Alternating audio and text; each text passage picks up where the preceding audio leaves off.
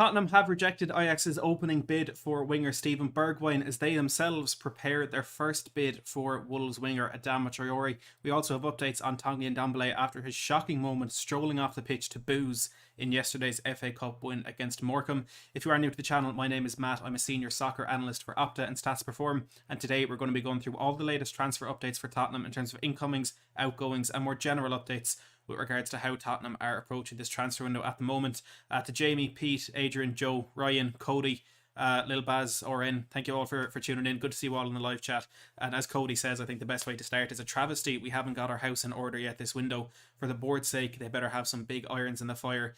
And at the moment, I'm not holding out too much hope. I've been searching all over the place, asking everybody about anything that may be even potentially going on behind the scenes, and it doesn't look as though there's much going on down Hotspur Way at the moment. But we will talk about what is going on. Do make sure to hit that subscribe button and hit the notification bell so you can be kept up to date with all of these streams throughout the rest of the transfer window. And we start with an update from Sky Sports, who have said that Tottenham are working hard behind the scenes to strengthen the priority positions of right wing back and striker this month. Look, I think it was Darmesh Sheth who said that one. I'm not quite sure where he's getting his information from, but I really hope they're good sources, and hopefully there will be a bit more going on, not behind the scenes, in the coming days and coming weeks, as Tottenham really need to get going in this transfer window. Para Miguel, good to see you. Matty Hazer Mano, I love that. Steve, Eddie, Alexander, thank you very much for tuning in. The Telegraph, and this is one from last week. The Telegraph said that Tottenham Hotspur chairman Daniel Levy has travelled to the Bahamas to meet with the club's owner Joe Lewis over investment and transfer budgets. To be perfectly honest, I don't buy that this is over transfers. I don't buy that he's gone there to discuss transfer budgets, transfer targets, transfer anything, because it's the 10th of January. Now, the story came out, I think it was the 6th or the 7th. That's still way too late. That's way too late to really get things going. So hopefully he is there, whether it's over naming rights or actual investment that there is rumored to be interest in from the United States of America. Paul Markey with the €5 super chat. Paul, you're a legend. Thank you so much for that. Says, I'll be totally annoyed if we sign this headless chicken and let Bremer, Kessie, Aarons and Alvarez go to opposing clubs. Look, there's a lot of frustration in the Tottenham fan base at the moment with regards to players going to other clubs. Now, I tweeted out when Philip Coutinho went to Aston Villa that there's no real point in Tottenham fans getting annoyed at the club for not buying players that we want or that they themselves want instead of who the club are actually interested in. But those names you've mentioned there, Kessie and Aarons, and I'd say Julian Alvarez especially, are ones that the club are interested in. So I agree. I'll be quite annoyed as well, Paul, if those do go other ways. Junior Justin, Tony Young channel member, thank you very much for tuning in. Miguel Delaney has said that Tottenham may reassess their transfer policy of selling to buy with no takers on the likes of Tanguy Ndombele and Dele Alli. And look, we'll be diving in a lot more detail into the Ndombele situation a little bit later, but I think it's a positive and a negative that Tottenham are willing to change that, because we've been so stubborn in that strategy in the last couple of years that we will only buy when we've sold players and raised the funds to do so. The positive is we may be changing that, maybe a bit more proactive in improving the squad, but the negative is there's not really much interest in the players that we are looking to sell, whether it's in Ndombele, Ali, Matt Doherty, Steven Bergwijn, who there certainly is interest in, but I think positives and negatives to take from that. And look, with that report from Miguel Delaney, a pinch of salt, he's not the most reliable out there. And the same on ESPN, who have said that Antonio Conte has held private meetings with senior figures at the club in mapping out how to reshape his squad. Antonio Conte is ready to sell half a dozen Spurs players as part of his Spurs revamp. Dele, Doherty, Bergwijn and Ndombele are among the list of players Conte is willing to sell. Tottenham are not under any pressure, under any immediate pressure to sell players before buying new ones, although any sales will be reinvested back into the squad. So I think it's kind of similar there to what Miguel Delaney said, but with a bit of an advance that even if we do sell players, that will be reinvested back into the squad, which is absolutely paramount. It is so important that any money raised through sales goes straight back into that squad, because we need it. We really do need it. Now look, one player that could be coming in without a sale to fund it is that of the transfer of Adama Traore, who, it is worth noting, actually started for Wolves in their 3-0 victory over Sheffield United in the FA Cup yesterday, meaning that if he does join Tottenham this transfer window, he will be cup-tied and will be unavailable for us in our FA Cup games. Now, Alistair Gold has given us an update that we that if you want Adama Traore, you'll be happy with, because he has said that Spurs are expected to finally make their move for Adama Traore. The interest has been there very, very heavily in the summer and over the last couple of years as well. A player that Tottenham have been keeping an eye on, and now it looks like they are set to make that move. Gold told us what everybody has been telling us, that Tottenham are looking to convert Adama into a right wing back. However, in the absence of the injured Son, who could potentially be out for up to 5 weeks, Adama Traore could initially take a role further up the pitch if Spurs do not wait until the window's final weeks to step up their attempts to bring him in. So maybe that injury to Son is something that will fast track the signing of Adama, even though he's not really been brought in to play in that position. It's somewhere that he can fill in for a couple of weeks before Son returns from injury and we put him back into that right wing back position where I think every report we've read so far seems to suggest Conte wants him to play. The Athletic have said there's a confidence that a deal can be completed for Adama to Tottenham, and that kind of is the main stories coming out of a lot of outlets in the last 3 or 4 days. The Times have said that Tottenham are in talks with a view to converting him to a right wing back.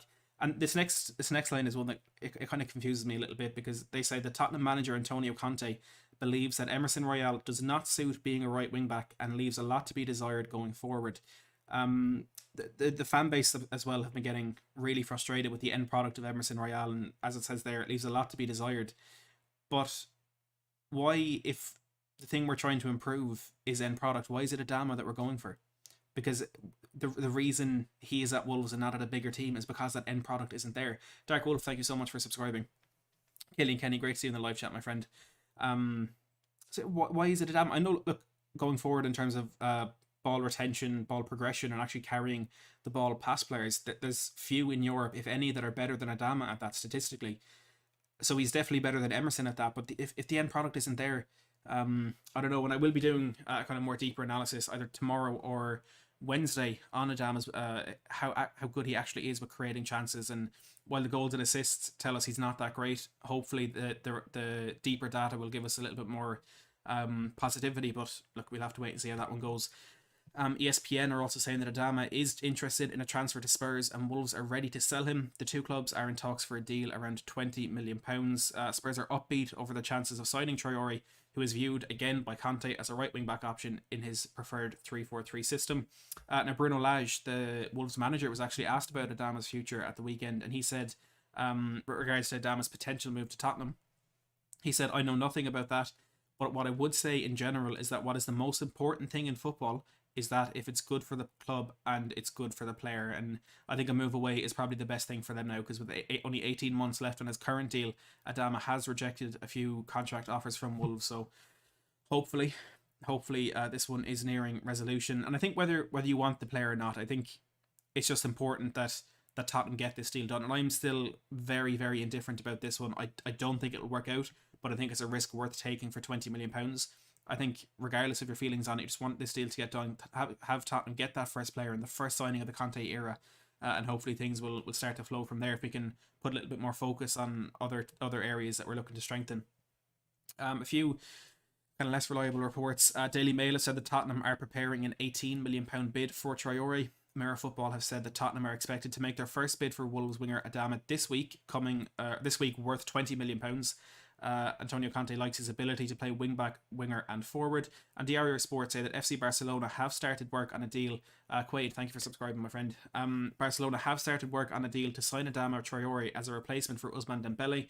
The winger is willing to return to Barca, however they face competition from Tottenham. That was a couple of days ago from Diario Sport, and there's been nothing else really about that. So I wonder if that was just a shot in the dark, maybe hoping they could guess something that was going on, but there doesn't seem to be much truth to that one. Before we move on to talk about a striker and some negative updates on that one, quickly, Gary Jacob of The Times, who most notably was first to publish the Lautaro Martinez news over the summer, he has said that Tottenham are trying to persuade AC Milan to sell Frank Kessie this month with his contract up in the summer, and I'd be very surprised if AC Milan do authorise that sale this January. Josh King with a super chat says Vlahovic going to Arsenal. That is heartbreaking. Sammy Mokbel, who I class as one of the best sources out there, that's a massive blow for Tottenham if that is true. I saw an update just before I came live about how much that deal would cost, but it's certainly a setback for Spurs that Arsenal may be getting that. So we'll get onto that in a second. With regards to Tottenham signing a striker, Brian Daigle, unbelievable to see you. I'm absolutely brilliant. How are you? And yes, we'll definitely catch up soon. With regards to the striker for Tottenham, Charlie Eccleshare has said that the likelihood is Tottenham will rub along without a Kane replacement for the rest of the season. And I've been saying this kind of since the opening of the window. I'm not really confident that Tottenham will get a striker in. I don't see how we can attract a player, first of all, that is good enough to... I think it will be a rotation with Kane rather than a replacement, because, you know, with regards to the rest of this season, he's not leaving this month, really. I haven't been confident of a deal getting done there, and Eccleshare saying the same now. It's a big concern. It's a big concern. Samuel Mockwell, that update I said just before I came live, he said any transfer for Dusan Vlahovic would cost around £150 million. Fiorentina aren't demanding £58 million for the player, while Vlahovic himself would want £300,000 per week wages for 5 years. The player's camp also wants £15 million. So any deal there would amount to a financial commitment of £150 million. And when it was just 70 million straight up transfer fee, I did not want him. So imagine what that makes me feel about that deal. It's a whole lot of money for a player who's not proven in England, and that is the be all and end all for me. I want Tottenham to stay away from this deal unless that number reduces dramatically. A few less reliable updates on a striker. John Cross of the Daily Mirror has said that Arsenal are prepared to pay upwards of £70 million to sign Spurs target Dusan Vlahovic now and stop him going elsewhere in the summer. 90 Minutes have said that Dusan Vlahovic would love to play under Antonio Conte. ESPN have said that, kind of more general updates, that Man City are still intent on signing a striker in the summer, preferably Harry Kane or Erling Braut Haaland. And Peter O'Rourke has said that Gianluca Scamacca is a player who's firmly on Fabio Paratici's radar. Scamacca is a very, very interesting one.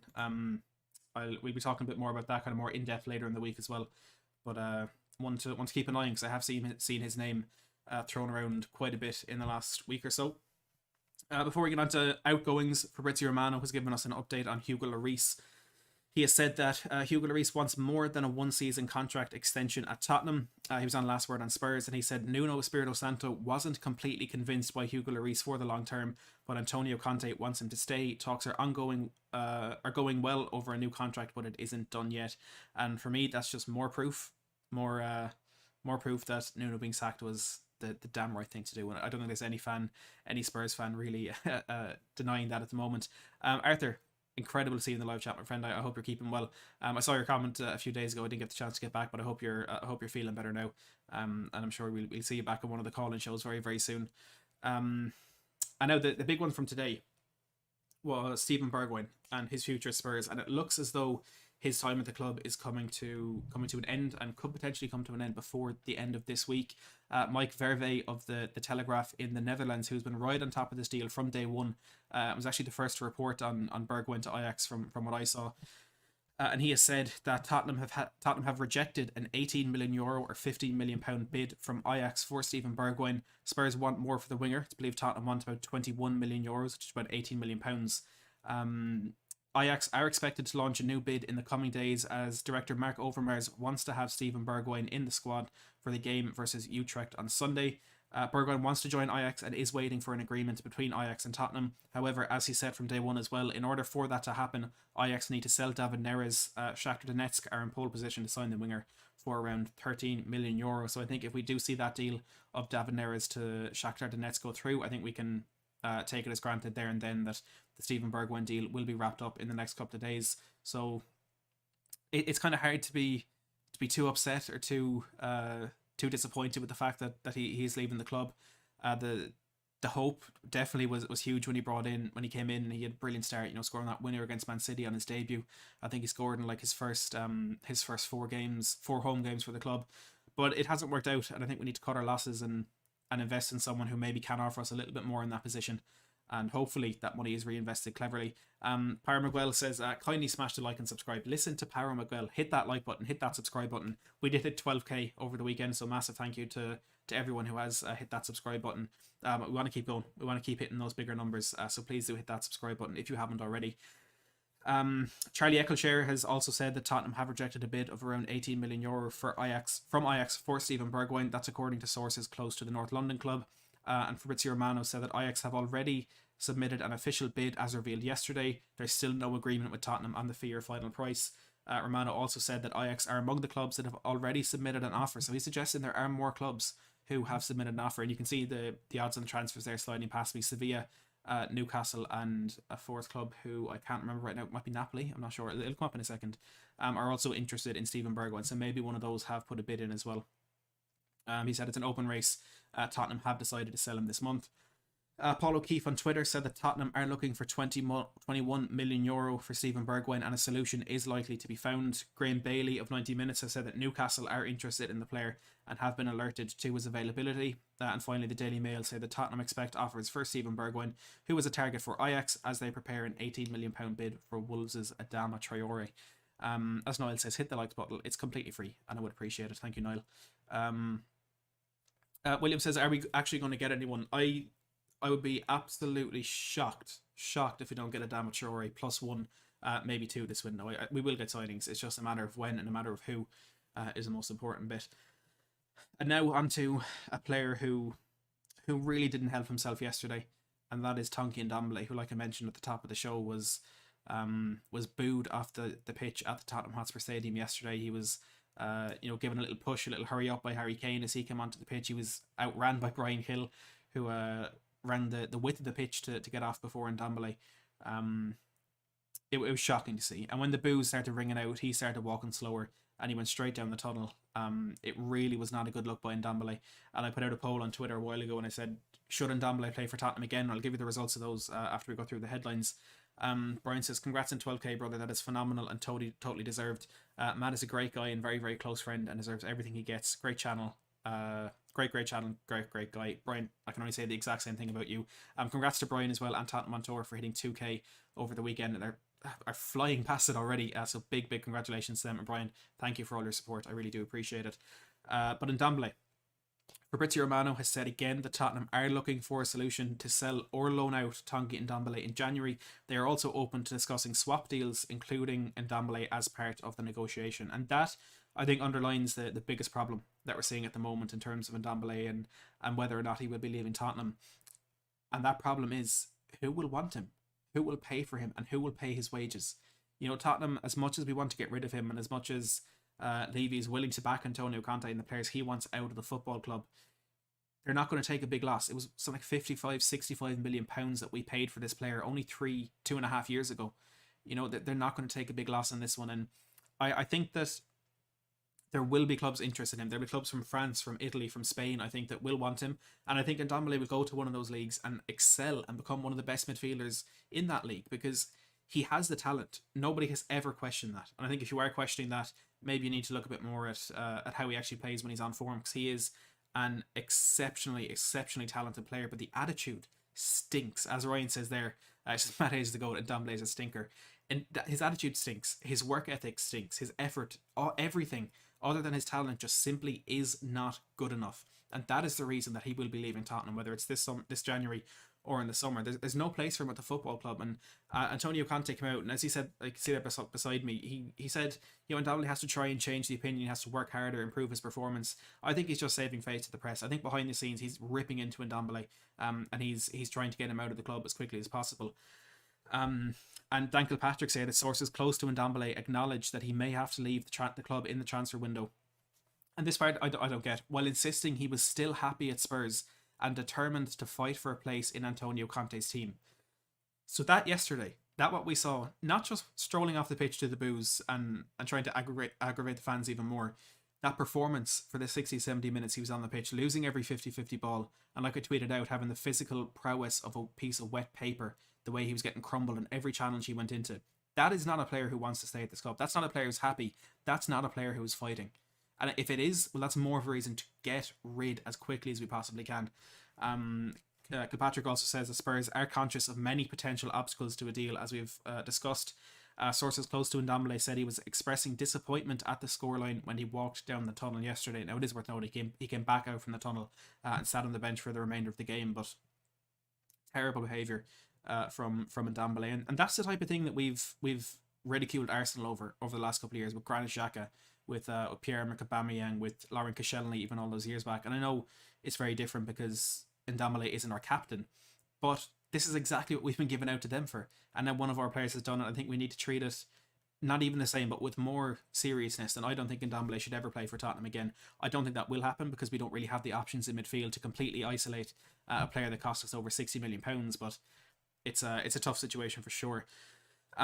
William Kelly with the $10 super chat. Thank you so much, William. Absolute hero says, my question is, Matty, the signings that Spurs supposedly going to make, will they really make a huge difference to the squad? Will it be more Jedson Fernandez's? Look, only time will tell with that. And I think that the best way to kind of look at that in hindsight is the summer of 1920 when we brought in Ndombele, Lo Celso, Sessegnon and Clark. Maybe with the exclusion of Clark, we were all absolutely delighted with that. We were over the moon. We thought it was the best window we'd had. We thought the same with Jose Mourinho's summer window when he brought in, you know, Reguilon, Bale, Doherty, and more players that I can't even think of. Even Bergwijn as well in that January. We thought those windows went really well, and they didn't. So I think even if we're overwhelmed or underwhelmed with the window, I think we have to try and not get carried away with ourselves and kind of see where we go from there. But I think the main difference is if we do get signings this window, it will be particularly addressing problem areas. And even if the players don't work out well in the long term, they're a bit of help for what we have now. If it is going to be bringing in a more progressive centre midfielder or maybe another left centre back to kind of rotate with Ben Davis, who doesn't really have the fitness to play 2, maybe even 3 games a week, depending on how the calendar goes on towards the end of the season. But yeah, look, I have the same concern, William. I'm not gonna pretend that I don't. Another super chat there says, is Ndombele Jason Dazzle or Dazelle in disguise? I'm gonna be honest with you, I don't know who that is. But you're a smart man, William, so I'm gonna answer your question with yes. Thank you very much for the super chat again, though. Some more headlines on Ndombele. There's so many of them coming out in the last 24 or so hours. Sammy Mockbell says that Conte thought he could get a tune out of Ndombele in terms of work rate, but he's no longer convinced he can, even though he recognises his talent. Tottenham also expect Dele Alli's future to be decided towards the end of the window as they wait for concrete interest to arrive. And I think Dele Alli is one of those that we'll be happy if he stays, we'll be happy if he goes, because he's a bit better in the last couple of months under Conte than he has been probably since the Pochettino days or maybe the early Mourinho days. But we'll have to wait and see how that one develops. Sky Sports have said that Tottenham have held talks over a departure for Ndombele. Talks understood to include Spanish and Italian clubs took place before his reaction to being subbed against Morecambe. So we were actually maybe potentially working hard on that departure before that whole debacle. The Athletic have had quite a bit to say. They've said Tottenham senior figures were disappointed by the actions from Ndombele yesterday. There is a feeling amongst all involved parties that a move away would be best for everyone. There has been zero concrete interest in Ndombele this window, with the player setting his sights on a big Champions League club, but he is hopeful for a move away this month. And look, if he's setting his eyes on a big Champions League club, I think he probably has a wake-up call to get. It just reminds you of Danny Rose asking if there was anything from Milan. Probably a bit optimistic there, but again, I've no doubt that is a level that Ndombele can reach in his career. He can probably even reach the top level of European football in terms of winning trophies like that, but at the moment he's not in the right way for it. And the Athletic also said that Ndombele has completed 90 minutes in the Premier League just 10 times for Tottenham since signing in 2019, so that's say 2.5 seasons, which is what, 76 over 90 games of football, and he's only completed 90 minutes 10 times. Will says, I think, Matt, we got carried away that window because we had not signed anyone in like 3 windows. If business was regular, we may not have been so keen. That's a good point. You know, it was 18 months before that since we'd signed a player, and we'd missed out on Grealish, we'd missed out on Bruno, we'd missed out on, I think Dybala was that summer. But yeah, I suppose when you're starved of new players for so long, you're going to get excited about whatever ones you get. But Will, thanks for tuning in, and I fully agree with your point there. Just to expand on that quote from Conte that I have sliding along the side there, he said, you have to, or on Ndombele, he said, you have to be good to try to change the opinion if someone is disappointed with you. It's normal. I was a player, and it happens sometimes to me that someone was unhappy with our performance. This is our life. And kind of, I think, staying away from the big problem there, which you would expect, kind of just being the kind of balanced man that he has to be within that situation. But I think we'll get a lot more clear viewpoints from the club and from Conte in the coming weeks. Calcio Mercato say that Spurs directly offered Ndombele for McKennie, but Juventus rejected the deal. Juventus have also rejected Tottenham's swap offer of Giovanni Lo Celso in exchange for Dejan Kulusevski. Juventus want €35 million for the winger. Take that with a massive pinch of salt. William with another super chat says, if we sign Todd Cantwell of Norwich, I'm done with this club. Yeah, as Jack says. Look, I think even with the players that we may sign this January, I don't think many of them will be the main choice for Antonio Conte, the main choice for Fabio Paratici. We're going to do a lot more business, and we're going to do a lot bigger business in the summer. But even if it's just a stopgap, even if it is if you get him on loan or get him for 10, 15, 20 million, put him in there, sell him on in the summer or next summer, whatever, maybe have him as a rotation option.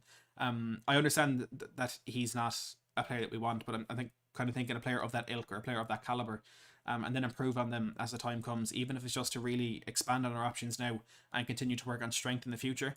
Maybe that's the way to go. But I kind of agree with you that if that is the top level of what we're aiming for, we're in trouble. Just on that poll that I put out on Twitter a while ago, I said, should Tanguy Ndombele play for Spurs again? We had 592 votes. 8.3% of people said yes. 58.1% of people said no. And 33.6% said whatever Antonio Conte decides. So full faith in Conte there from a third of the fan base, with over 58% saying we don't want Ndombele to play for Spurs again. Jack, thank you. So Matizio Romano, I love that name. That's my favorite nickname so far. For more polls like that on Twitter, and for more regular updates on Tottenham's transfers and me just chatting absolute crap during matches, do make sure to follow me. I have the link pinned at the top of the live chat. We've had a number of updates on Japhet Tanganga coming mainly from Italy, mainly from Calcio Mercato, who I think just if they see a rumor on the internet, if they think of one in their heads, they say that's true, we'll tweet it. So take these with a huge pinch of salt. And I'm not going to dive too much into them because of that, but their headlines include: Tottenham and Juventus have been discussing a swap between Japhet Tanganga and Dejan Kulusevski. Juventus want the defender, but also €20 million. Spurs are also in talks with AC Milan over a deal for Tanganga. They've also said Tottenham and Juventus have been in contact for weeks trying to work out deals for the January window. Kulusevski is the main target from the Italian club. And now what's worth noting with Kulusevski is, of course, he plays with Juventus. Federico Chiesa of Juventus yesterday tore his anterior cruciate ligament in the dramatic 4-3 victory over Jose Mourinho's Roma. So he's out for the season. He will be having surgery in the next couple of days. The question then comes, can Juventus afford to let Kulusevski go this window? I'm sure we'll find out more on that in the coming days, but it's one just to be wary of.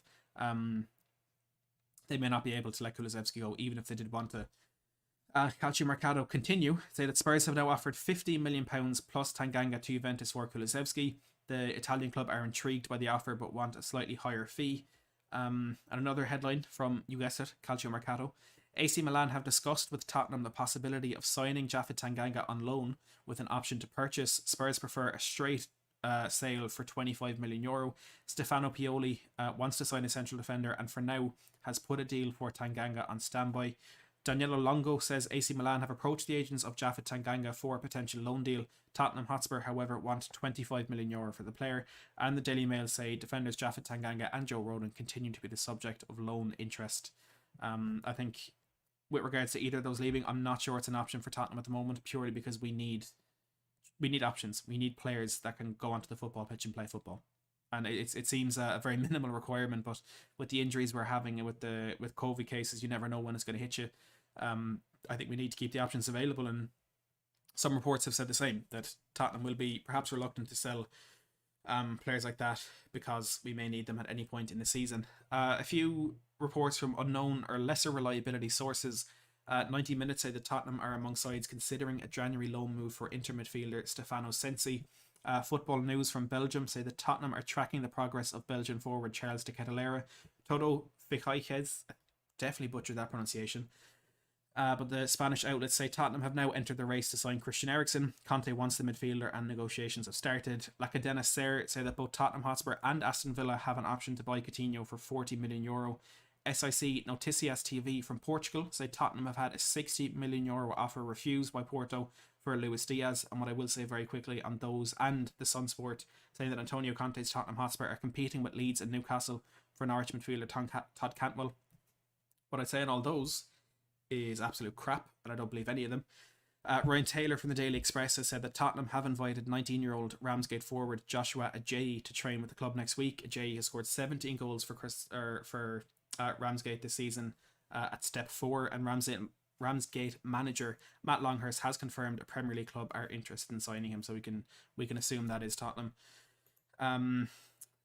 Some asking their updates on Romero return. It seems to be the end of this month he'll be back. It's looking more positive than it was kind of at the end of December. I think the the progress from getting back in training, which he is doing, has come forward a little bit. So he's recovering well, and hopefully he'll be back on the pitch very, very soon.